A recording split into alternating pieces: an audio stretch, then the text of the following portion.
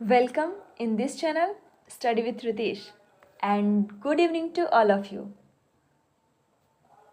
I myself Pallavi और मैं आप लोगों का बायो का क्लास लेती हूँ, आप सभी को पता है. ओके, तो इससे जो पहला हमारा सेशन था वो किस पे था? विटामिन्स पे था. तो विटामिन्स के साइंटिफिक नेम बताई थी, विटामिन से रिलेटेड कुछ क्वेश्चंस को करवाई थी, और आज फिर से विटामिन्स के कुछ क्वेश्चंस को ही करवाऊंगी. तो फ्रेंड्स, आप सभी को कहना था कि थोड़ा लेवल ऊपर करके पढ़ाया जाए, यानी विटामिन के क्वेश्चंस ही लाया जाए, बट थोड़ा सा लेवल हाई होना चाहिए. तो ठीक है, आज की क्वेश्चन सॉल्व कर लीजिए, पता चल जाएगा आपको. ओके, तो स्टार्ट करते हैं हम आज के सेशन को कुछ डिफरेंट क्वेश्चंस के साथ. ओके, फर्स्ट क्वेश्चन क्या बोल रहा है? Liver damage is caused by an overdose of which vitamin. मैं हिंदी में भी पढ़ाती हूँ और इंग्लिश में भी, दोनों में ट्रांसलेट करके दोनों में बताया जाता है, क्योंकि क्वेश्चन दोनों में दिया हुआ रहता है. तो इसमें कुछ बच्चों का कमेंट रहता है कि मैम हिंदी में बताइए, तो हिंदी में ही बताती हूँ, इंग्लिश में कहाँ बताती हूँ. ठीक है, तो क्वेश्चन क्या बोल रहा है कि जिगर की क्षति किस विटामिन की अधिक मात्रा के कारण होता है. अभी तक जितने भी क्वेश्चंस आए हैं उसमें आपसे पूछा गया है किस विटामिन के कमी के कारण कौन सा डिजीज़ होता है, बट यहाँ क्या बोल रहा है? किस विटामिन के अधिक मात्रा के कारण जिगर की क्षति होती है, यानी लीवर डैमेज होता है. कौन ऐसा विटामिन है जिसका कंजप्शन ज़्यादा हो जाता है, ओवरडोज हो जाता है, तो क्या होता है? जिगर की क्षति होती है, यानी लीवर आपका क्या हो जाता है? डैमेज हो जाता है. तो जल्दी से बता दीजिए इस क्वेश्चन का आंसर क्या होगा. क्या विटामिन B1 कि ओवरडोज के कारण लीवर डैमेज होता है, या फिर विटामिन B2 के कारण होता है, या फिर विटामिन B3 के कारण होता है, या फिर विटामिन D के कारण होता है? क्वेश्चन आई होप आप सभी को समझ में आ गया होगा. तो आंसर आप लोग बता दीजिए कि किसके ओवरडोज के कारण लीवर डैमेज होता है, यानी जिगर की क्षति होती है. तो वेरी गुड, जिन्होंने ऑप्शन सी को सेलेक्ट किया है. विटामिन B3 के कारण क्या होता है? लीवर डैमेज होता है. ओके, कमी नहीं, ओवरडोज, वो गलती से निकल गया था. ठीक है, ओवरडोज के कारण होता है. विटामिन B3 के ओवरडोज के कारण क्या होता है? लीवर डैमेज होता है. ठीक है, चलिए मैं एक क्वेश्चन अराइज करती हूँ. ये क्वेश्चन अराइज करने से ना आपका जो पीछे पढ़े हो वो क्या होगा? रिकॉल होता रहेगा साथ में. ठीक है, तो जल्दी से बता दीजिए कि विटामिन B3 का साइंटिफिक नेम क्या था. कमेंट सेक्शन में आप लिख सकते हो. ओके, चलिए नेक्स्ट क्वेश्चन की तरफ मूव करते हैं. तो हमारा नेक्स्ट क्वेश्चन क्या बोल रहा है? Which of the following vitamins are synthesised by intestinal bacteria. यानी इस क्वेश्चन को हिंदी में बताते हैं कि निम्नलिखित में से कौन सा विटामिन आंतों के जीवाणुओं द्वारा संश्लेषित होता है, यानी इंटेस्टाइन में जो बैक्टीरिया होते हैं उनके द्वारा कौन सा विटामिन का सिंथेसाइज होता है, यानी का संश्लेषण होता है. उन जीवाणुओं के द्वारा किस विटामिन का संश्लेषण होता है, ह्यूमन बॉडी या फिर एनिमल बॉडी, दोनों की बात कर रही हूँ मैं. ठीक है, तो इस प्रश्न का उत्तर बता दीजिए. आपने अगर मेरा फर्स्ट लेक्चर देखा होगा तो आपको पता होगा इस प्रश्न का उत्तर. ठीक है, थोड़ा सा घुमा के रहे, बट इस प्रश्न का उत्तर आप सभी को पता होगा. अगर पता है तो फिर बता दीजिए जल्दी से कि कौन सा उत्तर होगा. Vitamin B1, vitamin B4, vitamin D and vitamin K. आप सभी को पता है कि D भी आपके बॉडी में फॉर्म होता है. ठीक है, लेकिन किसके द्वारा होता है ये आपको नहीं पता है. ठीक है, और B1 और B4 तो बॉडी में सिंथेसाइज होता ही नहीं है. ठीक है, लेकिन यहाँ पे क्या आ रहा है? D एंड K, ये दोनों आपकी बॉडी में फॉर्म होता है, सिंथेसाइज होता है. ठीक है ना, संश्लेषित होता है ये दोनों विटामिन.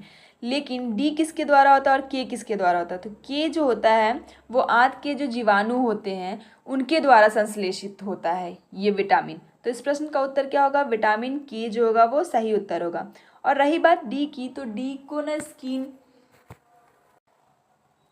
तो ये D की बात करते हैं तो क्या हो जाता है? जब ये धूप के कांटेक्ट में, नहीं सनलाइट के कांटेक्ट में जब ह्यूमन स्किन जाता है तो किसका? विटामिन D का संश्लेषण क्या हो जाता है? स्टार्ट हो जाता है. ओके, आई होप आप लोगों को ये क्वेश्चन समझ में आ गया होगा. तो हम नेक्स्ट क्वेश्चन की तरफ मूव करते हैं.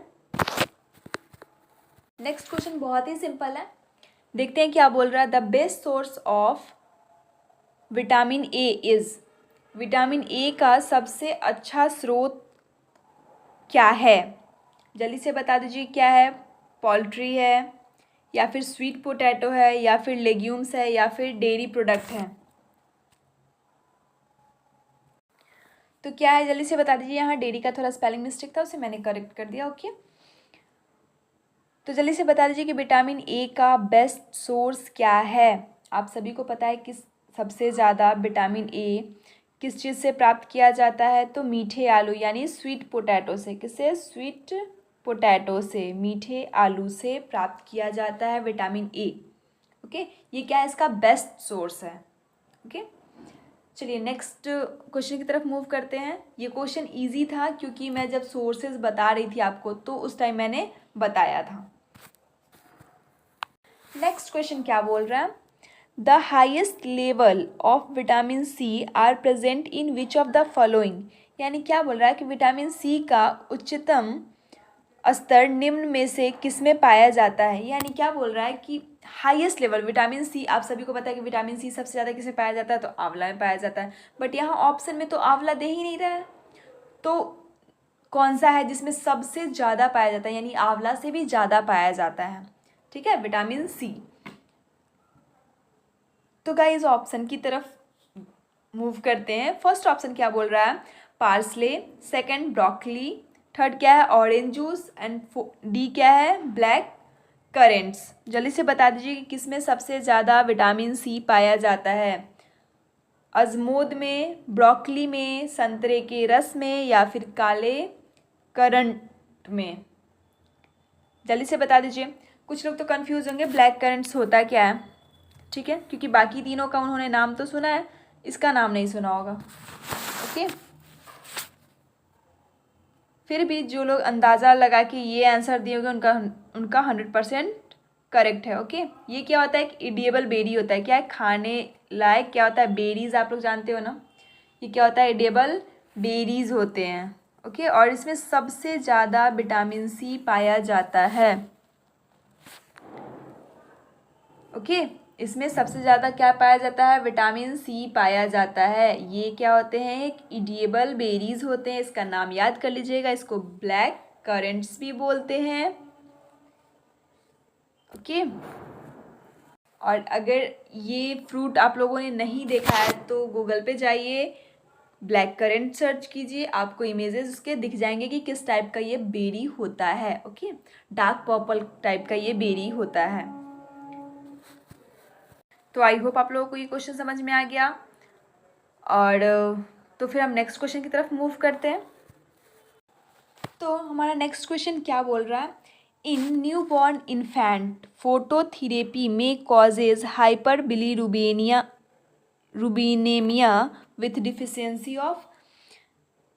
इस क्वेश्चन को फिर से समझते हैं हिंदी में। नवजात शिशुओं में फोटोथेरेपी की कमी के साथ हाइपर रुबीनेमिया हो सकती है। किस विटामिन की कमी से जो नवजात शिशु होता है, यानी जो न्यू बॉर्न बेबीज़ होते हैं, उनके अंदर हाइपर रुबीनेमिया का कंडीशन देखा जा सकता है? किस विटामिन की कमी कारण? तो सबसे पहले हम ये समझते हैं कि ये हाइपर रुबीनेमिया होता क्या है। ओके, सबसे पहले हम ये समझते हैं कि ये हाइपर रुबीनेमिया होता क्या है। ओके, तो ये क्या होता है? एक कंडीशन होता है। ये क्या होता है? एक कंडीशन होता है। तो हाइपर रुबीनेमिया एक कंडीशन होता है। वो उस कंडीशन में क्या होता है कि बेबी के ब्लड, जो नया न्यू बॉर्न बेबी होता है, उसके ब्लड में बिलीरुबिन की मात्रा बढ़ जाती है। क्या हो जाती है? बिलीरुबिन की मात्रा बढ़ जाती है। ठीक है, उसी कंडीशन को क्या बोलते हैं हम? हाइपर बिलीरुबिनेमिया। ओके, तो आप में से कोई बच्चा ये क्वेश्चन राइज कर सकता है कि चलो मैंने हाइपर बिलीरुबिनेमिया तो समझा दिया, लेकिन ये बिलीरुबिन होता क्या है? तो ये क्या होता है कि जब आरबीसी यानी जो रेड ब्लड सेल होता है वो ब्रेकडाउन होता है और एक सब्सटेंस का फॉर्मेशन करता है। क्या करता है? एक सब्सटेंस का फॉर्मेशन करता है। उसी को क्या बोलते हैं हम, उसी सब्सटेंस को क्या बोलते हैं हम, बिलीरुबिन बोलते हैं। ठीक है, उसी कंडीशन को क्या बोलते हैं हम, उसी सब्सटेंस को हम बिलीरुबिन बोलते हैं। और यही बिलीरुबिन की मात्रा क्या हो जाती है, अधिक हो जाती है, अधिक हो जाती है, अधिक होने के कारण कौन सा कंडीशन उत्पन्न हो सकता है, हाइपर बिलीरुबिनेमिया कंडीशन उत्पन्न हो सकता है। तो क्वेश्चन आप सभी को समझ में आ गया। चलिए एक एग्जाम्पल के साथ ही बताते हैं। आजकल ज़्यादातर देखा जाता है कि जो न्यूबॉर्न बेबीज़ होते हैं उन्हें ज़्यादातर जॉन्डिस की शिकायत होती है। तो वही तो है ये हाइपर बिलीरुबिनेमिया कंडीशन। ठीक है, इसकी अधिक मात्रा के कारण क्या हो सकता है, बच्चों में हाइपर बिलीरुबिनेमिया हो सकता है। ठीक है, और उसकी वजह से बच्चों पे क्या इफेक्ट पड़ता है, तो बच्चे की जो आइज़ होती है वो येलोइश में टर्न होने लगती है, येलो कलर की हो जाती है, डिसकलरेशन होने लगता है उनके स्किन में। ठीक है, जिसको हम जॉन्डिस भी कहते हैं आजकल नॉर्मल। ओके, तो यही क्वेश्चन यही बोल रहा है कि किस विटामिन के कारण ऐसा होता है, किस विटामिन के कारण ऐसा होता है। तो जल्दी से आप लोग बता दीजिए कि किस विटामिन के कारण ये कंडीशन उत्पन्न हो सकता है। फर्स्ट ऑप्शन क्या बोल रहा है, पैंटोथेनिक एसिड के कारण, या फिर राइबोफ्लेविन के कारण, या फिर एस्कॉर्बिक एसिड के कारण, या फिर थाइमिन के कारण। तो इस प्रश्न का उत्तर क्या होगा, वेरी गुड, जिन्होंने ऑप्शन बी को सेलेक्ट किया है, यानी राइबोफ्लेविन की कमी के कारण, राइबोफ्लेविन की कमी के कारण हाइपर बिलीरुबिनेमिया कंडीशन उत्पन्न हो सकता है। ओके, किसमें, नवजात शिशु में, यानी न्यू बॉर्न बेबी में। ओके, आई होप आप लोगों को ये क्वेश्चन समझ में आ गया होगा। तो हम नेक्स्ट क्वेश्चन की तरफ मूव करते हैं। तो फ्रेंड्स, हम नेक्स्ट क्वेश्चन की तरफ मूव करते हैं। नेक्स्ट क्वेश्चन क्या बोल रहा है, जनदोष की रोकथाम के लिए गर्भावस्था के प्रारंभिक चरणों में एक महिला के लिए सबसे आवश्यक पोषक तत्व कौन सा है। यानी ये क्वेश्चन क्या बोलना चाह रहा है कि जो प्रेग्नेंट लेडीज़ होती है, या फिर जो वुमेन होती है, ठीक है ना, जो प्रेग्नेंट वुमेन होती है, वो उसको प्रारंभिक चरणों में कौन सा विटामिन ज़्यादा लेना चाहिए, जिसकी वजह से बेबी का ग्रोथ क्या हो, वो अच्छे से हो। और बेबी का ग्रोथ अच्छे से होगा तो उसके बर्थ डिफेक्ट को बचाया जा सकता है। ओके, उसके बर्थ डिफेक्ट से प्रिवेंट किया जा सकता है। ठीक है, तो यहाँ मेन क्या है कि बेबी का ग्रोथ ढंग से होना चाहिए, तो उसके लिए कौन सा विटामिन ज़्यादातर लेना चाहिए। तो ऑप्शन में क्या दिया हुआ है, थाइमीन, सेकंड क्या है विटामिन सी, थर्ड क्या है फॉलिक एसिड, एंड डी क्या है विटामिन ई। जल्दी से बता दीजिए कि कौन सा विटामिन लेने से बेबी का ग्रोथ जो है वो अच्छे से होगी। तो फॉलिक एसिड जो होता है, इस फॉलिक एसिड विटामिन के कारण बेबी का ग्रोथ अच्छे से होगा। बेबी के ब्रेन डेवलपमेंट में ये फॉलिक एसिड हेल्प करता है, या फिर स्पाइन डेवलपमेंट में फॉलिक एसिड बहुत ज़्यादा हेल्प करता है। इसीलिए ज़्यादातर वोमेन को क्या करना चाहिए, स्टार्टिंग स्टेज में फॉलिक एसिड का सेवन करना चाहिए। जिन सब्जियों से, जिन फ्रूट से फॉलिक एसिड मिलता है, उनका ज़्यादा से ज़्यादा सेवन करना चाहिए। ठीक है, आई होप आप लोगों को ये क्वेश्चन क्लियर हो गया होगा। तो हम नेक्स्ट क्वेश्चन की तरफ मूव करते हैं, देखते हैं हमारा नेक्स्ट क्वेश्चन क्या बोल रहा है। तो अगला प्रश्न क्या बोल रहा है, which of the following vitamins function as both a visual pigment as well as hormone. यानी कौन ऐसा विटामिन है जो दोनों की तरह कार्य करता है, दृश्य वर्णक की तरह भी और हार्मोन की तरह भी। ठीक है, दोनों की तरह कार्य करता है, कौन ऐसा विटामिन है। तो जल्दी से बता दीजिए, क्या थाइमीन है, फॉलिक एसिड है, राइबोफ्लेविन है, या फिर रेटिनल है। जल्दी से बता दीजिए कौन ऐसा विटामिन है जो दोनों की तरह फंक्शन करता है। ये एक इम्पॉर्टेंट क्वेश्चन है। ठीक है, ये एक इम्पॉर्टेंट क्वेश्चन है, इसको याद रखना है। तो वेरी गुड, जिन्होंने ऑप्शन डी को सेलेक्ट किया है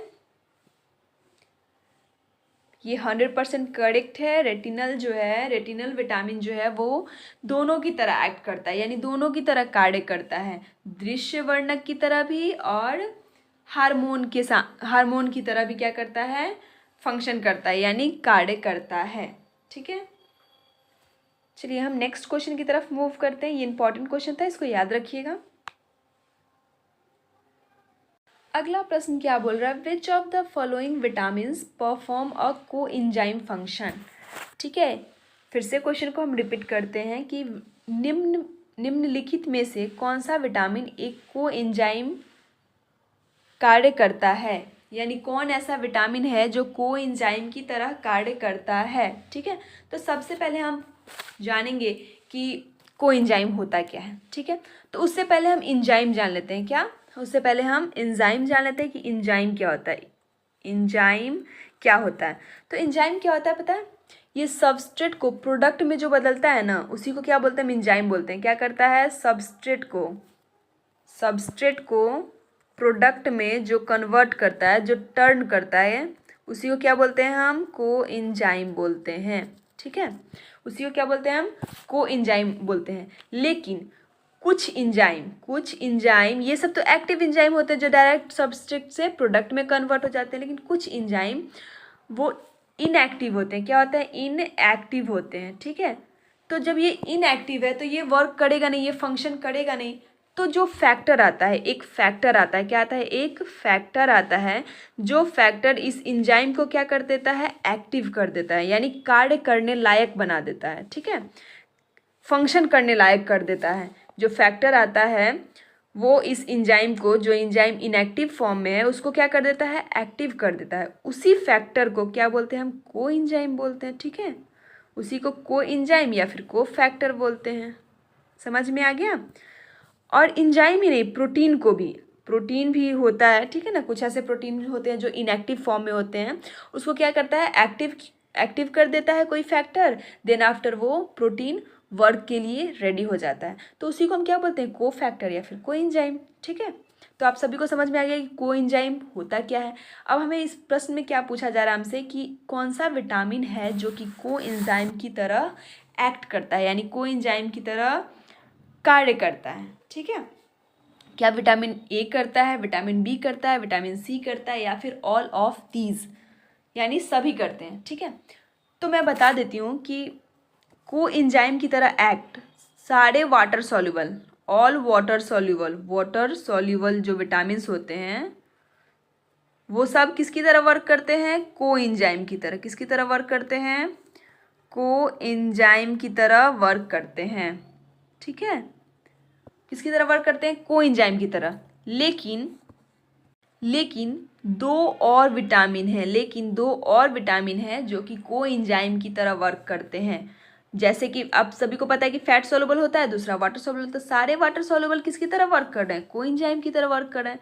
लेकिन फैट सॉल्युबल में से दो विटामिन है जो कि किसकी तरह वर्क करता है, को एंजाइम की तरह, को एंजाइम का फंक्शन करता है। जैसे विटामिन ए एंड विटामिन के, ये विटामिन ए एंड विटामिन के ये दोनों भी किसकी तरह वर्क करता है, को एंजाइम की तरह वर्क करता है, यानी को एंजाइम फंक्शंस करता है। ठीक है, तो चलो ऑप्शन की तरफ आते हैं। विटामिन ए फैट सॉल्युबल है, और मैंने क्या बोला कि विटामिन ए एंड के दोनों जो है वो किसकी तरह कार्य करता है, को एंजाइम की तरह फंक्शन करता है। ठीक है, विटामिन बी क्या है, वाटर सॉल्युबल है, विटामिन सी क्या है, वाटर सॉल्युबल है, ये दोनों भी वर्क करता है। तो इस प्रश्न का उत्तर क्या हो जाएगा, ऑप्शन डी, यानी सभी। ये सभी किसकी तरह परफॉर्म करते हैं, को एंजाइम फंक्शन। ये सारे के सारे विटामिन क्या करते हैं, को एंजाइम की तरह कार्य करते हैं। किसकी तरह, को एंजाइम की तरह कार्य करते हैं। आई होप आप लोगों को क्वेश्चन अच्छे से समझ में आ गया होगा। ठीक है, और इस क्वेश्चन को समझने से आपको पता चल गया ना कि अगर नेक्स्ट बार ऑप्शन चेंज भी आ रहा है तो आपको पता होना चाहिए, क्योंकि एक ही वर्ड में इसका सारा का आंसर पता चल जाएगा कि को एंजाइम फंक्शन कौन कौन विटामिन करता है। तो कौन कौन करते हैं, सारे वाटर सॉल्युबल, जितने भी वाटर सॉल्युबल विटामिन्स हैं वो सभी किसकी तरह कार्य करते हैं, को एंजाइम की तरह। और फैट सॉल्युबल में से बस दो, यानी ए एंड के जो है, ये दोनों भी क्या करता है, को एंजाइम की तरह फंक्शन करते हैं। ओके, ये बात याद रखिएगा। ऊपर वाला जो ये पॉइंट है, ये जो पॉइंट है ये याद रखिएगा। ओके, चलिए नेक्स्ट क्वेश्चन की तरफ मूव करते हैं। इस प्रश्न का उत्तर क्या होगा, ऑप्शन डी, यानी all of these. Next question क्या बोला, vitamin C is available in, vitamin C किसमें किसमें अवेलेबल है, उपलब्ध है, टमाटर में, पपीता में, अमरूद में, या फिर उपयुक्त सभी में। जल्दी से बता दीजिए कि किस में विटामिन सी अवेलेबल है। टमाटर में बिल्कुल है, पपीता में भी विटामिन सी अवेलेबल है, अमरूद में भी है। तो इस प्रश्न का उत्तर क्या हो जाएगा? डी, यानी ऑल ऑफ द एबव। ठीक है, बहुत ही सिंपल क्वेश्चन था ये। चलिए तो नेक्स्ट क्वेश्चन की तरफ मूव करते हैं। एक और इजी क्वेश्चन आया, क्या बोल रहा है? Which vitamin is provided by sunlight. आप सभी को पता है कि सनलाइट के द्वारा कौन सा विटामिन प्राप्त किया जाता है, तो इसमें मैं ज़्यादा टाइम नहीं लूँगी। इस प्रश्न का उत्तर क्या होगा? ऑप्शन डी, यानी विटामिन डी जो है वो सूर्य के प्रकाश से लिया जाता है। ठीक है, नेक्स्ट क्वेश्चन क्या बोल रहा है? Magenta tongue is found in the deficiency of the vitamin, यानी मेजेंटा टंग जो है वो किस विटामिन की कमी से होता है? ठीक है, क्या पायरोडॉक्सिन विटामिन की कमी से होता है, थायमीन की कमी से, निकोटेनिक एसिड की कमी से, या फिर राइबोफ्लाविन के कारण मेजेंटा टंग होता है? मेजेंटा टंग से आप क्या समझते हो? आप सभी को पता है कि ये एक ऐसा डिजीज़ होता है जो कि किस में होता है? जीभ में होता है। ठीक है, जैसे छाले पड़ जाना या फिर दाना दाना आ जाना, रेडनेस करके। ठीक है, उसी को क्या बोलते हैं? हम मेजेंटा टंग बोलते हैं। ठीक है, और ये किसकी कमी से होता है? तो ये राइबोफ्लाविन की कमी से होता है, यानी विटामिन B2 की कमी से होता है। बहुत जगह आपको देखने को मिलेगा कि ये जो डिजीज़ है वो विटामिन B12 की कमी से भी होता है। किसकी कमी से? विटामिन B12 की कमी से भी होता है। ठीक है, और ज़्यादातर मोस्टली की बात करें तो विटामिन B2 की कमी से होता है, बट रेयर केस में विटामिन B12 की कमी से भी ये डिजीज़ हो जाता है। ठीक है, नेक्स्ट क्वेश्चन क्या बोल रहा है? The daily requirement of riboflavin for adult in mg, यानी डेली एक एडल्ट को कितना mg राइबोफ्लाविन लेना चाहिए? क्या 0 से 1 mg, या फिर 2 से 3.5 mg, या फिर 4 से 8 mg, या फिर 1.2 से 1.7 mg राइबोफ्लाविन लेना चाहिए? जल्दी से बता दीजिए कितना लेना चाहिए। डेली रिक्वायरमेंट क्या होता है एक एडल्ट का इसके कंजप्शन के लिए? तो राइबोफ्लाविन के कंजप्शन के लिए तो कितना होना चाहिए गाइस? 1.2 से 1.7 mg के बीच में एक एडल्ट को डेली राइबोफ्लाविन का सेवन करना चाहिए। ओके, विटामिन B2 का सेवन करना चाहिए। अभी मैंने इससे पहले वाले क्वेश्चन में बताया था कि मेजेंटा टंग किसकी कमी से होता है? विटामिन B2 की कमी से होता है। ठीक है, तो अगर डेली रिक्वायरमेंट राइबोफ्लाविन का होगा तो ऐसे डिजीजेज आपको फेस नहीं करना पड़ेगा। ओके, नेक्स्ट क्वेश्चन क्या बोल रहा है? प्लेगरा occurs in population depends on, यानी प्लेगरा जो डिजीज़ है वो किसके पॉपुलेशन पे डिपेंड करता है? क्या गेहूं के पॉपुलेशन यानी गेहूं के जनसंख्या पर निर्भर करता है, या फिर चावल के, या फिर दूध के, या फिर मक्का के?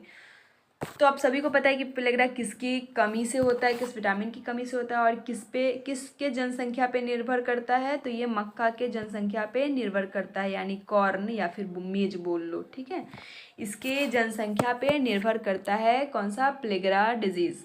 ठीक है, नेक्स्ट क्वेश्चन क्या बोल रहा है? ये भी एक इम्पॉर्टेंट क्वेश्चन है। ओके, डिस्कवरी से है। Who discovered vitamin C? Vitamin C की खोज किसने की थी? किस वैज्ञानिक ने की थी विटामिन सी की खोज? यूजेक्ट, या फिर हैनीमैन, या फिर इवर्थ, या फिर पिनमैन? किसने की थी विटामिन सी की खोज? ओके, तो किसने की थी ये याद रखिएगा। यूजेक्ट ने क्या की थी? विटामिन सी की खोज की थी। विटामिन सी की खोज किसने की थी? यूजेक्ट ने की थी। ओके, ये डिस्कवरी का क्वेश्चन है, इसको याद रखिएगा, मे बी ये आ सकता है, क्योंकि अभी तक विटामिन की खोज किसने की थी आप सभी को पता है किसने की थी, और यही आते रहा है। बट अब मे बी विटामिन सी या फिर विटामिन ए की खोज आ सकता है। तो आप आगे आए क्वेश्चन देखिए, सारे क्वेश्चंस मिल जाएंगे डिस्कवरी के भी। नेक्स्ट क्वेश्चन क्या बोल रहा है? What is the chromosome of amoeba? Amoeba में क्रोमोजोम कितने होते हैं? तो कितने होते हैं बच्चों? 50 क्रोमोसोम्स होते हैं अमीबा में। ओके, अमीबा में कितने होते हैं? 50 क्रोमोसोम्स पाए जाते हैं अमीबा में। नेक्स्ट प्रश्न क्या बोल रहा है? Who discovered the germ of malaria? Malaria के कीटाणुओं की खोज किसने की थी? ये भी एक इम्पॉर्टेंट क्वेश्चन है। ओके, इसको याद कर लीजिएगा कि मलेरिया के कीटाणुओं की खोज किसने की थी? एडवर्ड जेनर ने, यूजैक्ट ने, हैनीमैन ने, या फिर रोनाल्ड रॉस ने? जल्दी से बता दीजिए किसने की थी। तो रोनाल्ड रॉस ने मलेरिया के कीटाणुओं की खोज की थी। ओके, यानी ऑप्शन डी इज करेक्ट। चलिए नेक्स्ट क्वेश्चन की तरफ मूव करते हैं। इस क्वेश्चन का आंसर आप सभी को देना है। Who discover the blood transport? यानी रक्त परिवहन की खोज किसने की थी? आप सभी को पता भी होगा इस प्रश्न का उत्तर। जल्दी से बता दीजिए किसने की थी। यूजैक्ट ने, हैनीमैन ने, या फिर विलियम हावे ने, या फिर रोनाल्ड रॉस ने? जल्दी से बता दीजिए किसने रक्त परिवहन की खोज की थी। तो ये ऑप्शन देखो और आंसर बता सकते हो। यूजैक्ट ने क्या की थी? मैंने ऊपर बता दिया, विटामिन सी की खोज की थी। हैनीमैन के बारे में चर्चा नहीं किया था, ठीक है, तो आपका ये ऑप्शन बचता है। और विलियम हार्वे ऑप्शन बचता है। रोनाल्ड रॉस ने भी बता दी हूँ अभी कि किसकी खोज की थी? मलेरिया के कीटाणुओं की खोज की थी। तो इन्हीं दोनों में से कोई ना कोई एक जो है वो सही होगा। तो जल्दी से आप लोग बता दीजिए कि इन दोनों में से कौन है जो कि सही उत्तर है इस प्रश्न का। तो किसने की थी? विलियम हार्वे ने किसकी खोज की थी? रक्त परिवहन यानी ब्लड ट्रांसपोर्ट की खोज की थी।